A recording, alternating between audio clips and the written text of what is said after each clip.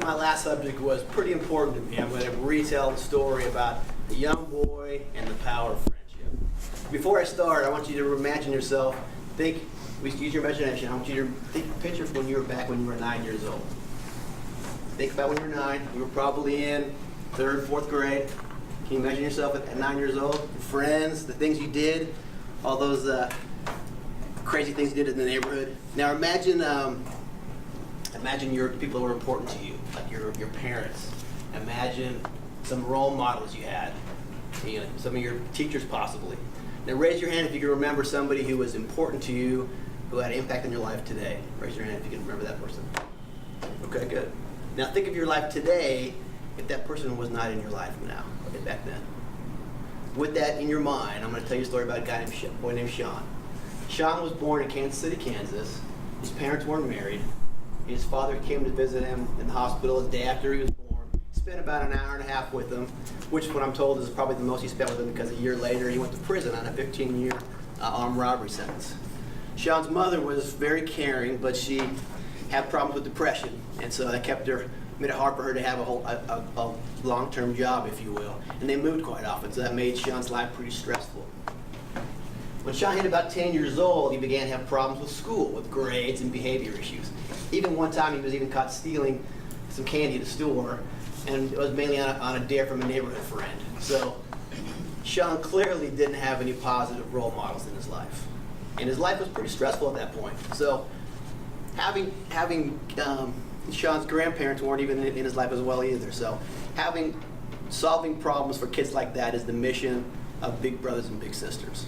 And growing up as a parent with a single mom, I was drawn to that mission of that organization. I saw the value of having a positive role model in someone's life. And it's amazing what can happen when you're able to kind of get involved with a child at that age. Kids today, while Sean's role was not unique, kids today have a problem just like Sean. Today in America, 1/4 of our children are raised by a single parent. Of those kids, if 6 in 10 are being raised by just their mother, if they're in that same role with the mother, they're at or near or below the poverty line. Of those kids, they're twice as likely to not finish school, they're twice as likely to go to jail, and they're 4 times as likely to need help from behavior and emotional issues. So that program is the power of being involved in Big Brothers is amazing to me. And when I joined, I was a young adult. All I wanted to do was have an impact with a little boy that had the same problems that I had as a young man. So it was amazing. The best thing about Big Brothers and Big Sisters is the kids that are involved in that program see dramatic changes. For example, 71% of children in that program see improved grades after being matched. 100% of kids in the Kansas City area last year graduated from high school in that program. 84% of the kids see positive self-esteem, and 97% of the kids say they're positive. Their big had a positive impact on their life. Great stuff. When Sean and I joined together, it was a life experience for myself as well. Sean's mother took a positive step and enrolled Sean in that program.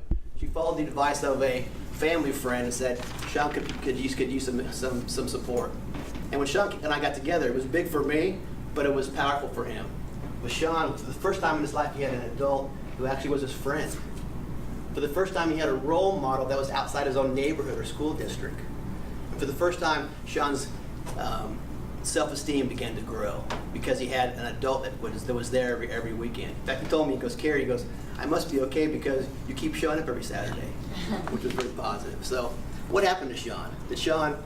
Did his life turn out better? Well, he moved that up from junior high to high school. He was able to move with his grandmother and not be a burden to her life because his improved self-attitude, he helped him with the laundry and even did the dishes when he had to. And his grandmother was in a better school district, so that helped Sean with grades. Sean, because of his improved self-attitude and encouragement from his thank you, he had the empowerment to join the school choir and other classes and programs where he met new kids and new friends. Sean always wanted to be in the Army, just like his grandfather. I heard that 100 times. And when Sean did join the Army, because of his improved grades, he was able to qualify for specialized training, for mechanical training. That gave him a lifelong career. So Sean's was a success story. And I think if you think back, it was simply a result of a young adult who was willing to invest an hour a week to become a friend of a child in need of a positive role model.